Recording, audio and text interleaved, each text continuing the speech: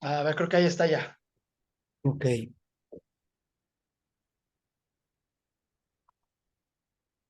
Mm, Pero Adelante, maestro Hugo. no puedo compartir si está Ok, bueno, compartido. sí tienes razón. Bueno, esto nada más para la apertura. Bueno, pues ya estamos entrando en la tercera hora, en la tercera charla de nuestra sesión número 2 de este curso 2 del Seminario de París 24, Cobertura, Implicaciones e Impacto. Y es turno de ceder el uso de la palabra al maestro Hugo León Centeno, del Departamento de Humanidades de la Ibero Puebla, que nos va a hablar en los próximos minutos acerca de la evolución del movimiento olímpico, esto conforme a la agenda que tenemos el día de hoy y que ustedes pueden ver en pantalla. Y que bueno, pues maestro Hugo, pues nuevamente bienvenido, te agradecemos el tiempo y pues listo, ya puedes mostrarnos tu presentación. Bienvenido. Gracias Jorge, y gracias a todos los asistentes, como siempre, por su presencia, por su interés. Pues nada, espero que ya estén viendo mi pantalla. Si es el caso, pues vamos para adelante con la evolución del movimiento olímpico. Eh, Sí, se puede ver. ya habló eh, Jorge sobre Pierre de Coubertin como un elemento clave, que no el único, pero sí un elemento clave para la resurgencia del ideal olímpico. Entonces, bueno, vamos a platicar un poquito ya no desde esta perspectiva que nos planteó Erasmo en la mañana, más geopolítica, y esta otra personal que hizo Jorge, sino ya trasladarnos un poco a lo que es el movimiento olímpico y cómo se fue gestando en aquellos primeros años. Bueno, para entender el movimiento olímpico necesitamos identificar a sus constituyentes, es decir, los elementos que conforman lo que en general se conoce como el movimiento olímpico. El propio COI distingue a estos tres elementos que iremos desglosando en los siguientes minutos.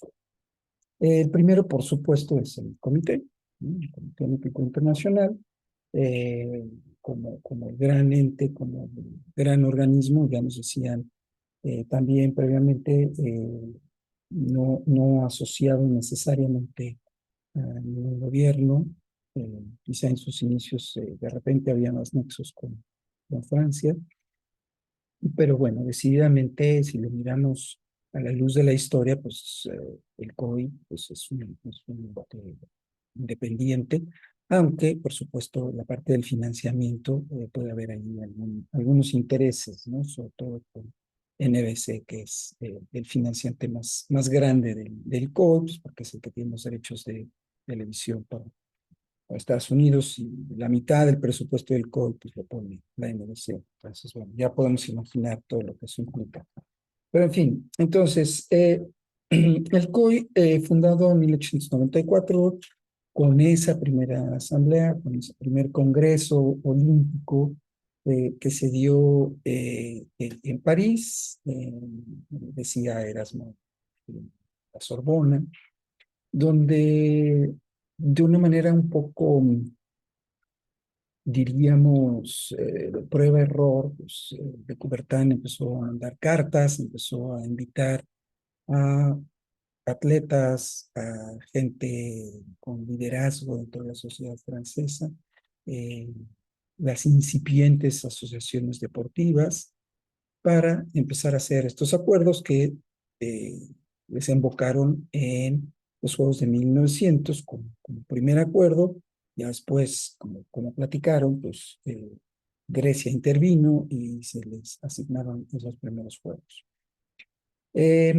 Por esta cuestión de neutralidad que también ya se mencionó previamente, la sede del COI no está en París, está en Lausana. Tuvo que ver mucho, por supuesto, con la guerra, con la Primera Guerra Mundial. Ahorita vamos a ver más adelante uno de los congresos del COI fue en Lausana en 1913, ya muy cerca de la Primera Guerra Mundial, y viendo que este conflicto pues, sobrevenía, finalmente la sede se estableció allí hasta la fecha. Bueno, Una parte importante del comité son los miembros. Actualmente son 105 miembros. La regla dice que no puede haber más de 3 de cada país para evitar en el papel al menos de que haya demasiada influencia de un país, cosa que no pasaba al inicio, por ejemplo, que pues, los franceses predominaban. Entonces, bueno, de esos 105 miembros hay unos muy antiguos, ¿no? Que llevan desde los 80 prácticamente. Si vemos, por ejemplo, en la página del COI, bueno, una muy célebre es Anita de France, por supuesto, que es una de las miembros, de los miembros del comité con más años. El propio príncipe Alberto de Mónaco es también de los 80 miembro del comité. Y bueno, digamos como un organismo de mucho peso, porque finalmente muchas de las cuestiones que tienen que ver con el olimpismo se deciden en las asambleas, en los congresos tiene el COI, que pues, de entrada coinciden todos con los ciclos olímpicos, ¿no? Tanto de verano como de invierno, y se hacen algunas otras, sobre todo cuando hay que hacer asignaciones de sedes, ¿no?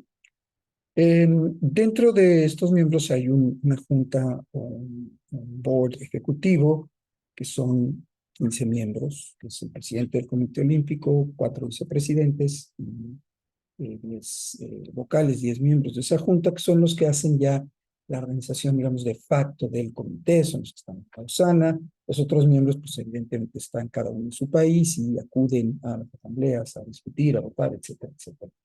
Los miembros del comité ejecutivo, bueno, son electos por 4 años, salvo el presidente, o bueno, ahí hay mecanismos, digamos, de reelección, de permanencia, ¿no? Es de llamar la atención justo esto que pongo acá, ¿no? Los 9 presidentes que ha tenido el COI en su historia, es decir, desde su creación en el siglo XIX, en 1894, solo ha habido 9 presidentes. Al principio, como comentó Erasmo, se rotaban más porque, bueno, estaba asociado a la presidencia del comité, a la presidencia del comité organizador de determinados Juegos Olímpicos. Esto ya, desde luego, ya tiene mucho que sucede. Evidentemente, un presidente de un comité organizador, pues es una personalidad que tiene peso por esa experiencia, por todo lo que recae. Vaya, la fecha, por ejemplo, nuestro caso de México, la herencia y el legado de Pedro Ramírez Vázquez, pues sigue presente, ¿no? Valga sea, dicho sea de paso, les comparto que en Facebook hay un grupo que se llama así, México 68.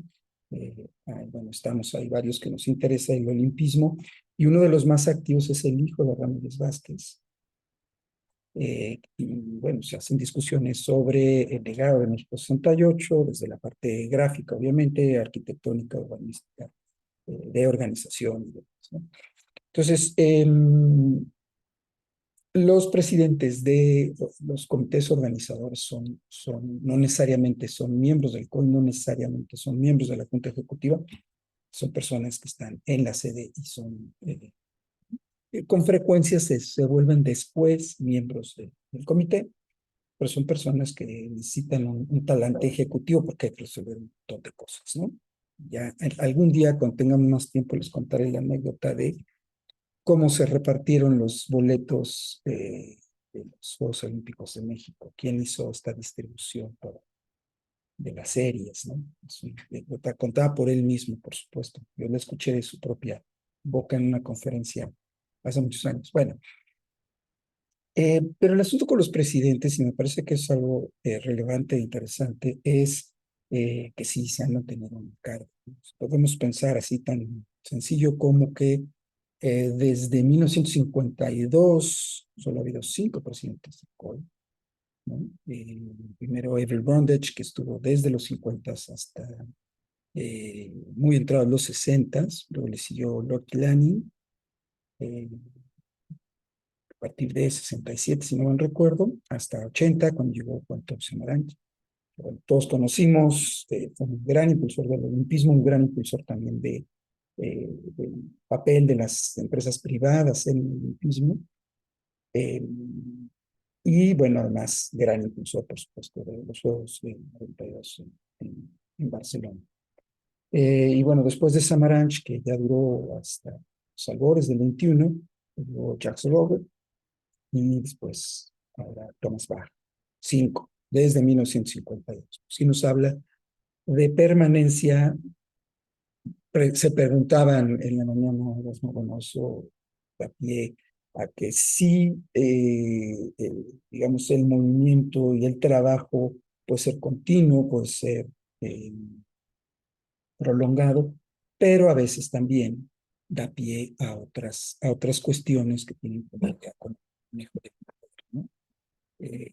El Comité Olímpico, al menos con los presidentes, ha habido mucho menos suspicacias en comparación, por ejemplo, con los de la FIFA. Ahí sí, bueno, hablamos de Havelange, hablamos de Blatter y bueno, grandes escándalos, ¿no? Con los miembros del Comité Olímpico, los presidentes, perdón, ha pasado bastante menos. Bueno, y en el otra rama del propio comité, además de los miembros asociados y del board, están las comisiones, ¿no? La comisión de ética, la comisión de sustentabilidad, la comisión de equidad. Hay una comisión ahora, ya por ahí en otra sesión lo platicaban, sobre eSports, la comisión que revisan los cuadernos de cargos, que visitan las sedes, etcétera, ¿no? Hay como 20 y tantos, bueno, hay una comisión de atletas, una comisión de jueces, una comisión de antidoping, etcétera, ¿no? Finalmente ya son organismos como parte de los miembros que se eligen para hacer discusiones quizá un poco más técnicas, dependiendo del rubro de la comisión. Bueno, esta es una de las patas, una de las tres que constituyen el movimiento olímpico. La segunda son las federaciones internacionales, ¿no? Todos, bueno, evidentemente la más grande y la más famosa es la FIFA, pero bueno, está la FINA, está la FIBA, está, bueno, ahí les puse los logos de algunas, ¿no? Las que cupieron, pero está la Federación Ecuestre, las de bobsleigh skeleton, triatlón, por supuesto la Unión Ciclística Internacional, etcétera, etcétera, ¿no? Es un requisito, ¿no? Que cualquier deporte olímpico que aspire o cualquier deporte que aspire a tener reconocimiento, pues tiene que tener deporte federado, tiene que tener, por supuesto, organización, ¿no? Las federaciones pues se encargan de regir un deporte desde la parte reglamentaria, por supuesto, hasta la parte de las actualizaciones de los propios reglamentos, hasta hacer esta visoría de ligas de desarrollo del deporte, las relaciones con anunciantes, etcétera, etcétera, ¿no? Son organismos que rigen a cada uno de los deportes. Bueno, hay un montón, pero bueno, su labor fundamental es eso, la parte reglamentaria y la parte de organización de campeonatos mundiales, que no tienen que ver con Juegos Olímpicos, en gran medida son clasificatorios, eso sí, ¿no? Entonces, bueno, tenemos, por supuesto, el Mundial de Fútbol, insisto, es famoso, pero también está el Clásico Mundial de Béisbol, está todas las mundiales de la FINA, de natación, y demás, ¿no? Todo eso tiene que estar regido por las federaciones internacionales, que a su vez, usualmente, son paraguas de sus correspondientes capítulos o secciones en cada uno de los países, para cada uno de los deportes, ¿no? Y bueno, ahí mi caso tiene que nos metamos a discutir lo que sucede con algunas federaciones nacionales, en particular en nuestro país, porque bueno, los jaloneos son de miedo, ¿ok? Bueno, el tercer constituyente, la tercera pata del movimiento olímpico son los comités olímpicos nacionales. El número actual, al menos el que está, 206, ¿sí? Y bueno, son los comités que dependen directamente del COI, están agrupados, además de ser parte del Comité Olímpico Internacional, están agrupados en la ANOC, que es la Asociación Nacional de Comités Olímpicos. Es decir, más allá del COI, bueno, el propio comité IVA como instancia también tiene este organismo. Y además por ahí les puse el logo, pues, del que más conocemos nosotros, que es la ODEPA, ¿no? La Organización Deportiva Panamericana. Muchos años tuvimos la presidencia con Vázquez Raña de la ODEPA.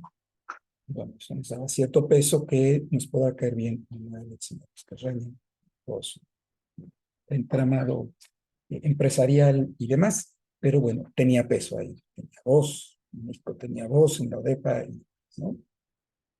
Ahí lo dejo, ¿no? Pero bueno, finalmente, que pudiéramos tener ciertas posibilidades de organización, de competencia, cierto peso en las organizaciones, pues sí, en gran medida dependió, sobre todo en una época en nuestro país, de ese tipo de liderazgos, ¿no? En el caso del Olímpico, pues de Vázquez Raña; en el caso de la FIFA, pues de Cañero, ¿no? Guillermo Cañero, que también México tuvo peso en la FIFA con CACAF, cuando estaba Soria Terrazas, y en la FIFA cuando estaba Cañero.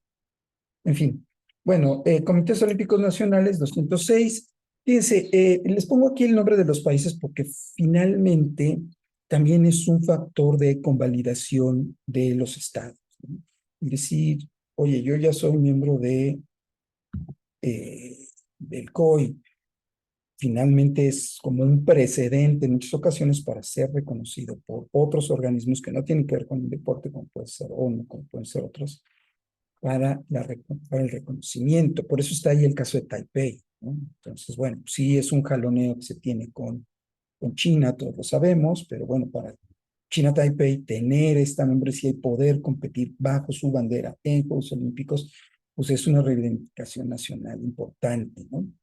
Está el caso reciente de Sudán del Sur o de Timor-Leste, que también países de reciente creación, que tienen ya su Comité Olímpico Nacional, pueden desfilar su bandera, etcétera. Y el caso de Palestina, ¿no? Que bueno, también sería muy largo también discutir en este momento, pero tiene su Comité Olímpico como una nación. Entonces, bueno, simplemente ahí lo pongo. Es un asunto, ustedes saben, ahorita está muy movido, muy caliente en términos geopolíticos, pero bueno, tienen su comité y pueden tener atletas y pueden desfilar. Ese es un caso interesante y lo será además ahora en París, ¿no? Ayer, incluso eh, puede concernirnos en términos de seguridad este asunto.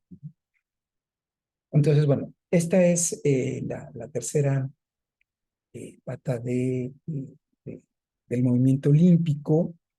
Eh, Nada más un breve comentario. En el caso de México, tenemos pues, las federaciones que están adscritas a su respectiva federación internacional. Tenemos el Comité Olímpico Mexicano, pero tenemos el gran problema, tampoco nos dará la vida en este momento para discutirlo, que es la CONADE, un invento de Salinas, todos sabemos, que bueno, no ha servido más que para poco, yo diría poco, ¿no? Problemas, ahorita con una, antes con otro y antes con el que le precedió, y es como diríamos, es un organismo que no se equipara a términos globales a otros que existen, vaya, los que existen en otros países, donde el deporte pues está regido de otra forma, ¿no? Pues en México, eso sí ha sido muy. Beto, por ahí estaba hace rato en la sesión. Exalumnos míos hicieron una investigación muy interesante justo sobre qué pasa con esto. Pero bueno, regresemos un poquito al asunto del movimiento olímpico y cómo se fue gestando. A ver,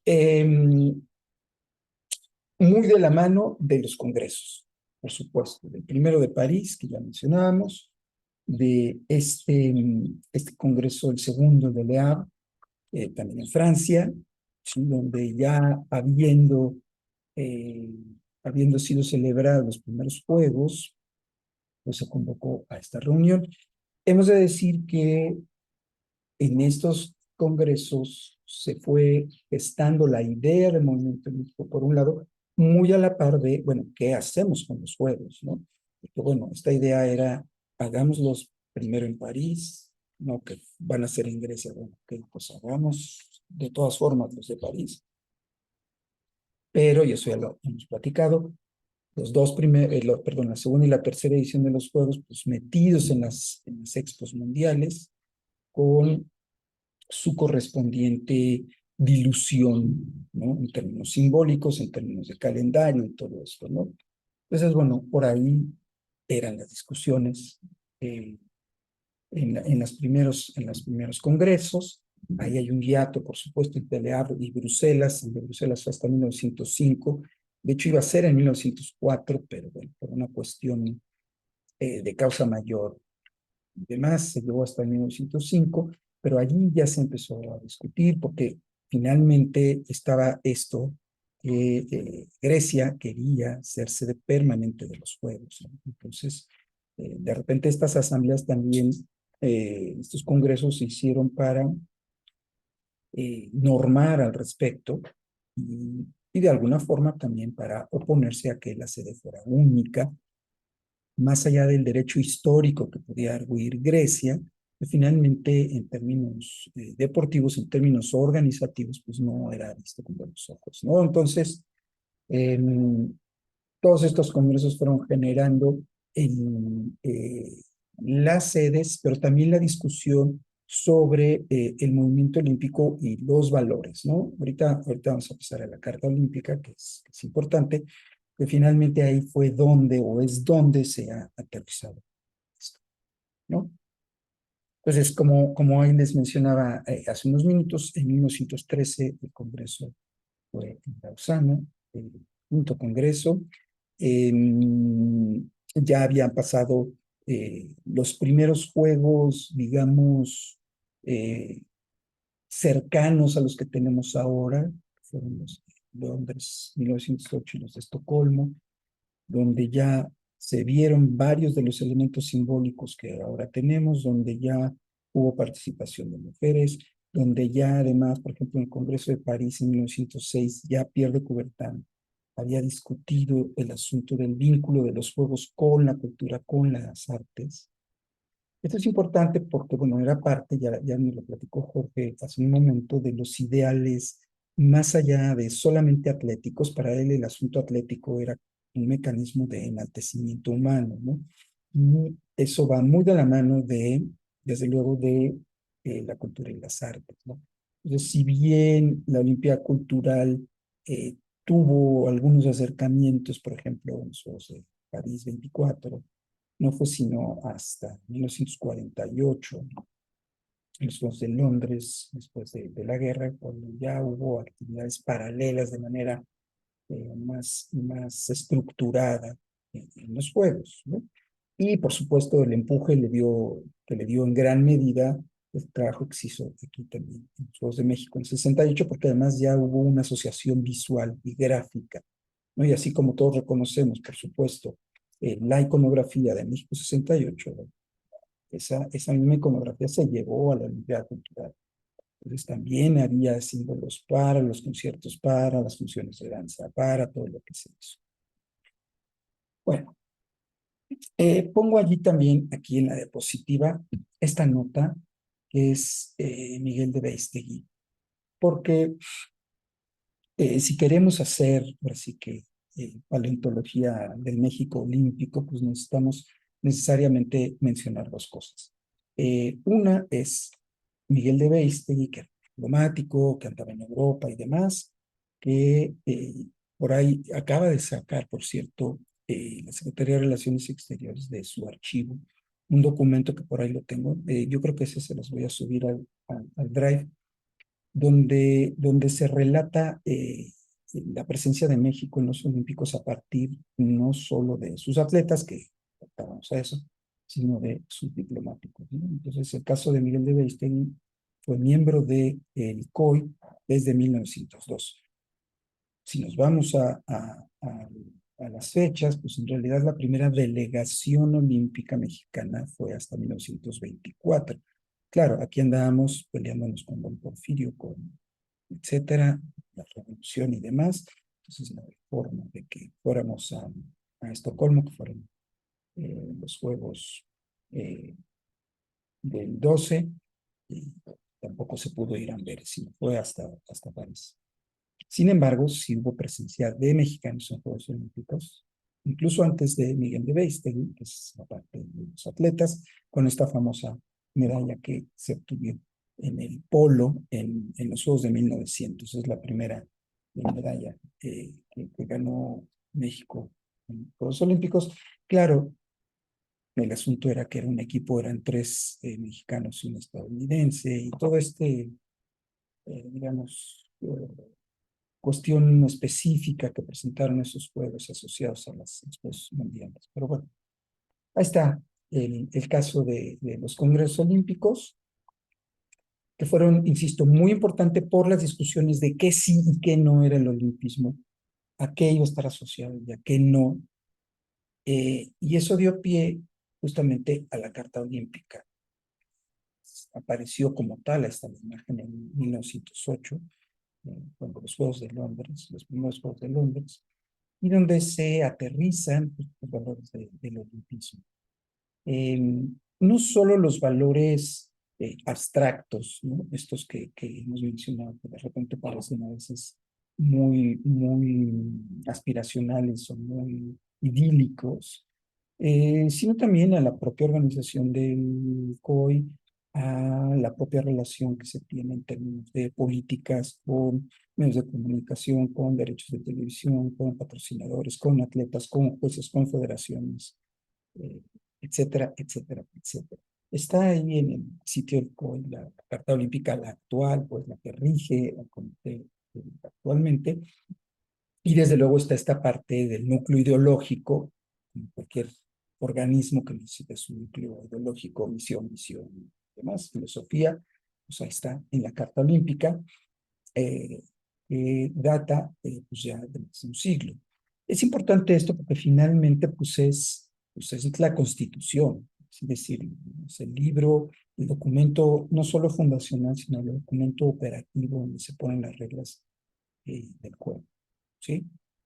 Habrá mucho que discutir al respecto, por supuesto, pero bueno, el movimiento olímpico no se entiende, al menos en estos albores de términos históricos, sin los congresos, sin la Carta Olímpica.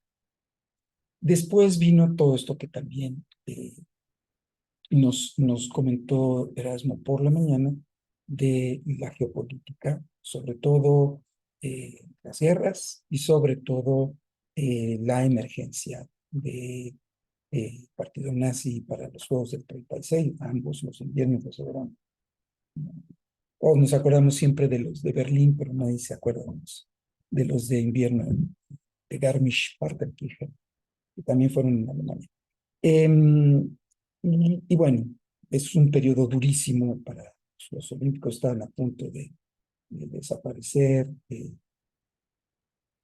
primera década del siglo XX, después hubo un par de ediciones exitosas, luego vino la guerra, y no fue sino hasta el periodo de entreguerra donde hubo esta consolidación que permitió que hubo otra guerra, ya la secuencia pudiera seguir, y de 1948 a la fecha, ahí el gran protagonista, por supuesto, de atletas y propio comité, ha sido la difusión que le han dado los medios de comunicación.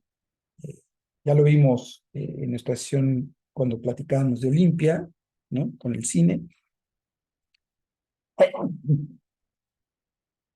Disculpa. Y después, por supuesto, la presencia y la participación de prensa escrita, radio y, por supuesto, la televisión y plataformas sucedáneas, ¿no? Que es el otro gran protagonista, yo diría, del movimiento olímpico. El propio comité lo ha reconocido y en los últimos años ha gestionado todo esto con el canal olímpico que se tiene ahí y que, bueno, también ha servido en gran medida para consolidar la marca, ¿no? Ya nos decía en algunas de las sesiones, pues que es los Juegos Olímpicos es la marca, es una de las marcas que está en el top 3 de reconocimiento mundial, ¿no? Pues bueno, esto no es gratuito, evidentemente tiene que ver el evento, sí, lo veremos en estas semanas, pero también tiene que ver la difusión que se hace de él. O sea, al final del día, yo cerraría con esto, Olimpia como movimiento, como concepto, como idea y como lugar implica cima, implica una cumbre, una conquista. Entonces, ser olímpico, llámese ser atleta olímpico, ser juez olímpico, ser organizador de Juegos Olímpicos, ser ciudad olímpica, ser periodista olímpico, es una meta para muchísimas personas. Eso es fundamental. Es como llegar al Monte Olimpo de tu profesión. Eso no se puede soslayar y me parece que es una de las bases del movimiento olímpico. Ahí lo dejo, lo dejo para que podamos discutir lo que gusten en estos minutos y les agradezco mucho, por supuesto. Ya discutiremos más sobre ediciones posteriores de los juegos. Y muchas Muchas gracias, gracias. Hugo. Pues yo un par de cosas. Primero, creo que sí hay que dedicarle mucha atención a la Carta Olímpica, ¿no? Porque pues ahí está encerrado todo a nivel discursivo, los implícitos ideológicos, políticos, también culturales, filosóficos, ¿no? Del movimiento olímpico. Y bueno, aquí sería bueno pues recordar un poco lo que nos dijo Rafael desde su postura filosófica, ¿no? Rafael Mendoza, él planteaba que eh, el atleta olímpico de la antigüedad, pues no tiene nada que ver nada con el movimiento olímpico, ¿no? En su posición, ¿no? Porque el movimiento olímpico es producto de una serie de fuerzas políticas, de intereses particulares vinculados con países como Francia, Inglaterra, Alemania, Estados Unidos, su visión del cuerpo, ¿no? Su idea de la educación, de la pedagogía, pero también está este otro punto que acabas de decir, que es quizá de los más valiosos de la propuesta del movimiento olímpico, y es el tema de la universalidad, ¿no? El que sean, a diferencia de los juegos de la antigüedad, que eran regionales, ¿no? Solo en Grecia y solo participaban los griegos. Los bárbaros, los salvajes, los extranjeros no tenían lugar en las competencias de la antigüedad, ¿no? Y esa es una de las grandes diferencias del movimiento olímpico moderno, de los Juegos Olímpicos modernos, ¿no? La universalidad. Y lo que Logró acabas de algo, decir, el estatus que tiene ser olímpico, ¿no? Ser olímpico en cualquier aspecto. Yo incluso claro. agregaría hasta ser aficionado, ¿no? Los que van a los Juegos Ah, Olímpicos, claro, sí, sí, sí, aficionados como constructores, ¿no? Vamos claro. a tener un par de colegas que van a ir ahora a París. Lástima que ellos se van después de que terminemos nuestra última sesión, pero a ver si los alcanzamos a que se conecten antes de irse a París a los Juegos. Y yo creo que se van con esa emoción, ¿no? De ser olímpicos, de tener la experiencia del olimpismo. Pues déjame te digo, nuestra oportunidad, al menos para quienes vivimos en México, son los siguientes. O sea, a Los Los Ángeles, Ángeles. ahí hay que ir, sí. O sea, porque si te pones a ver, bueno, la mayoría son Europa, Asia, los del 32 en Australia, lo que quieras. Lo más cerca que vamos a tener, no debemos esperar ni con mucho a que Guadalajara sea sede, yo no creo que eso suceda. Hay que volar a Tijuana, nos cruzamos por el puentecito y es Sí, donde habiendo tantas podemos, conexiones con Los claro, Ángeles, está fácil ir a claro, Los claro, Ángeles. claro. Sí, fíjate, ese es un punto que además es muy interesante, ¿no? También el ser aficionado olímpico para muchas personas es una meta, Es que es ¿no? un estatus pienso, lo trataba de traducir, o sea, realmente ser olímpico es una buena frase, es un estatus, es un Sí, símbolo de conexión con el mundo, ¿no? sí, sí, y la mayoría de nosotros no hemos podido, ¿no? Digo, yo estuve en los de México, pero era muy niño, por supuesto no me acuerdo, y bueno, estuve en los Panamericanos en el 75, y después en los de Toronto en 2015. Pero me falta eso, ¿no? Estar esa parte de los olímpicos y No, muchos de pues yo nosotros pienso que, aspiramos, creo que sí, con esto nuestro próximo seminario, va a tener un pie en los... sí, claro. Sí. La última sesión la hemos de dar desde allá. Anda. Un Es buen asunto. correcto, Elena. Oye, otra idea antes de dar pie a las preguntas rápidas de Priscila y de Ramiro, nada más un asunto que llama la atención ahorita que decías de la globalidad, bueno, hablábamos de los países y demás. Bueno, pues la noticia es que Groenlandia ya fue aceptado en CONCACAF, no sé si por ahí lo vieron, porque bueno, Groenlandia a partir de Dinamarca y demás no fue aceptado en UEFA, pero pues en esta idea justo de tener cierta autonomía, cierta independencia, ya fue aceptado en CONCACAF. ¿Cuándo fue esa noticia? Ayer o antier. Eso quiere No, no me decir enteré. que vamos a tener que ir a jugar, bueno, la selección mexicana va a tener que ir a jugar a Groenlandia. Ahí Qué está el cosa tan exótica, ¿no? Imagínate, un partido te puede tocar en, no sé, en Granada o en Santa Lucía, en menos Caribe, y después tienes que ir a jugar ahí a Nuuk, a la capital de Groenlandia. Sí, Interesante. es interesante Adelante con la porque, pregunta. Escuchamos. bueno, sí, un país más de América del Norte, ¿cierto? A ver, Priscila, por favor, y luego vamos con Ramiro. Sí, yo quería más información sobre el, el COI, sobre lo que ha determinado con Rusia y Bielorrusia para esta edición, porque se dijeron muchas cosas.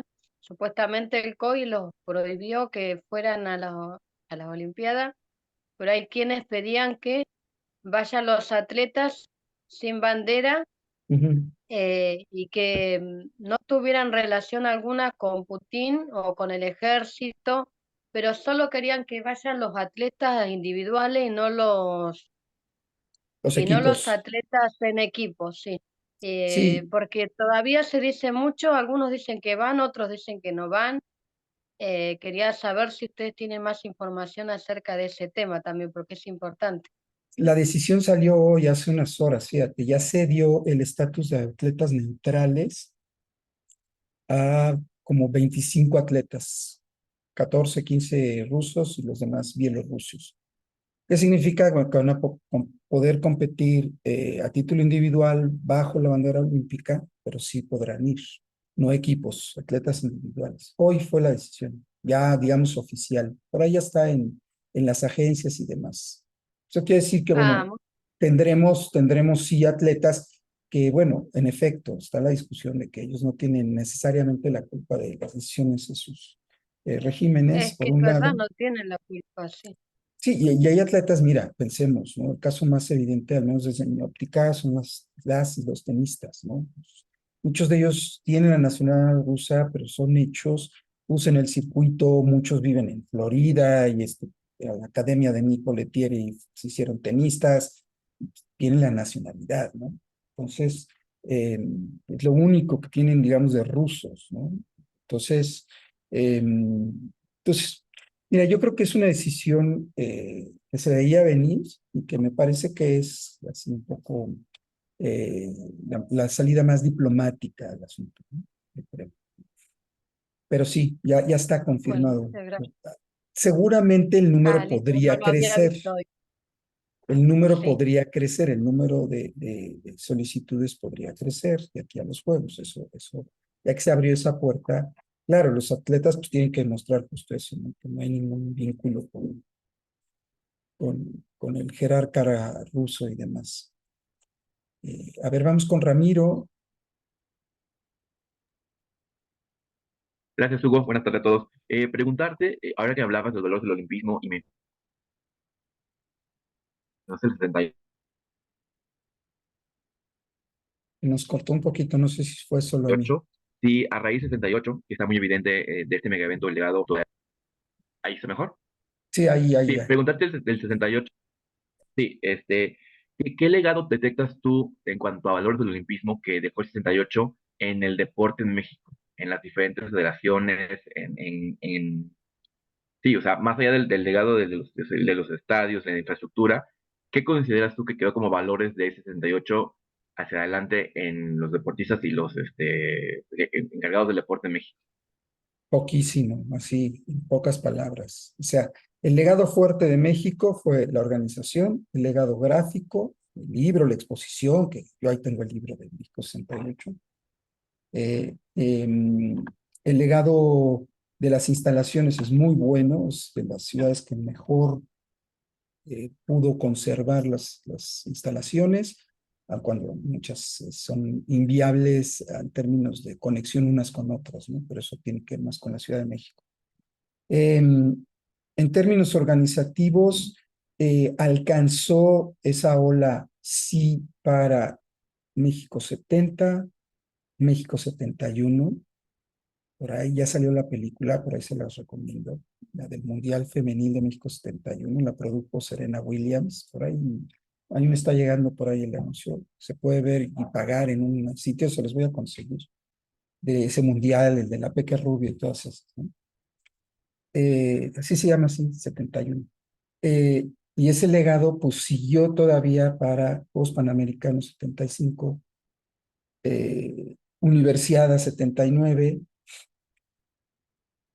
de rebote, pero México 86. Bueno, México 83, Mundial Juvenil, México 86, Mundial. Hasta ahí, ¿no? En términos de organización y demás. Se adquirió un know-how de cómo organizar macroeventos y sobre todo se quitó esta idea de que México era un país bananero y de que no podía organizar y que la altura iba a hacer que los atletas cayeran como moscas, ¿no? Eso sí fue muy claro, ¿no? Sobre todo con los récords, ¿no? Con los récords. El de Beamon nos ayudó muchísimo, el récord de Beamon, porque además prácticamente duró 30 años, ¿no? El récord de Beamon. Y fueron unos juegos, ya sabes, muy cálidos, caso de Verachaslavska, todo esto, ¿no? El caso de Aquari, o por ahí, si no saben la de, ya la contaremos cuando lleguemos, ¿no? Stephen Aquari. En fin, yo creo que hubo un legado muy interesante en términos de la memoria que se prevalece, en términos de que esa ola de organización que nos llegó más o menos hasta México 86, después de eso ya nos ha sido muy difícil. México entró en una crisis económica durísima. En términos, por ejemplo, de los deportes más grandes, pues el caso de los cachinos nos pegó tremendamente, etcétera. Y además, esa generación de grandes directivos, con toda la cola que tenían, que se les pudiera pisar, la perdimos. Se perdió. No hay un presidente del COM, no hay un presidente de ODEPA, no hay un vicepresidente de FIFA. Perdimos, vaya, con CACAF perdimos la presidencia. Joaquín Soria Terraza será lo que me digan, pero pues ahí no estuvo siempre, ¿no? Como país. Sí. Se perdió. Y en términos atléticos, pues, ¿qué te digo? O sea, todas estas broncas con ¿verdad? ¿Qué decir, no? Todo ese asunto de cómo formamos atletas olímpicos, vaya, no hemos encontrado la llave, ¿no? Al contrario de otros países, España estaba peor que nosotros en el franquismo. Y cuando dijeron, vamos a hacer los Juegos de Barcelona, se pusieron a trabajar, abrieron el Centro de Alto Rendimiento de San Cugat, tuvieron cuántas medallas, y vean, nada más comparen el éxito del deporte español en los últimos 30 años a México, que estábamos igual, ¿no? Y es el mismo caso con Corea, y es el mismo caso con Gran Bretaña, y es el mismo caso con Australia, países que aprovecharon la inercia olímpica para volverse potencias atléticas. Brasil incluso, se le acabó la lana a Brasil, pero también no lo hemos hecho. ¿Por qué? Pues porque aquí los factores políticos en federaciones y todo este tipo de situaciones que todos conocemos nos han detenido. O sea, vamos a Juegos Olímpicos o hemos ido a ediciones y nos llevamos 1, 2 medallas. Ahí de rebote por esfuerzos individuales, ¿no? Atletas lo hacen individualmente. No hay un sistema. Punto. Entonces, no. La respuesta es esa, desafortunadamente. Las medallas, para tener medallas, eso cuesta. Cuesta en términos financieros, pero también cuesta en términos organizativos, términos de políticas públicas de deporte, de formación de atletas. Bueno, no podemos hacerlo. No tenemos la organización suficiente. Lo señalamos desde la academia, pero pues hasta ahí se queda. En el periodismo siempre lo va a pasar. Pasando los juegos, todo el mundo dice, es que ¿por qué no sacamos medallas? Ahí está esta discusión, ¿no? Pero ahí se queda, ¿no? Vienen los siguientes Juegos Olímpicos y pues, sucede lo mismo. siempre con la esperanza de que esto cambie. Vamos a ver, en París no creo que sea demasiado distinto, ¿no? Si hacemos una correlación que es muy sencilla entre el número de habitantes, el PIB de México, el tamaño de país y demás, tendríamos que estar, pues, que es top 15, punto. Ese es el tamaño de México en el concierto mundial, top 15. Por eso no nos debería extrañar que México siempre está entre el 8 y el 16 en fútbol. No nos tendríamos que sorprender, siempre estamos en octavos de final. Esa es nuestra posición. También tendría que ser en términos olímpicos. Y hay Juegos Olímpicos que estamos en lugar 30, en lugar 50, en lugar 70. Ahí está el resultado. Tendríamos que estar top 15. Para ser top 15 nos tendríamos que llevar 2, 3 de oro, algunas de plata, bronce, y sumar 10, 12 medallas por ediciones. Eso no pasa. Entonces, ahí está. Una gran discusión, Ramiro, por supuesto, y seguramente la retomaremos ya cuando hablemos de ediciones más cercanas, más recientes. Pero, bueno, muchas Gracias. gracias a todos. Además, yo debo acudir a otro compromiso, pero los dejo en muy buenas manos Adelante, Hugo, muchas gracias. Con esto porque está el cerramos esta Samuel. sesión, esta tercera Gracias. exposición. Vamos a parar la grabación. Gracias, Hugo. Si les parece, tomamos 5 minutitos y yo solo tomo 20 minutos, ¿vale?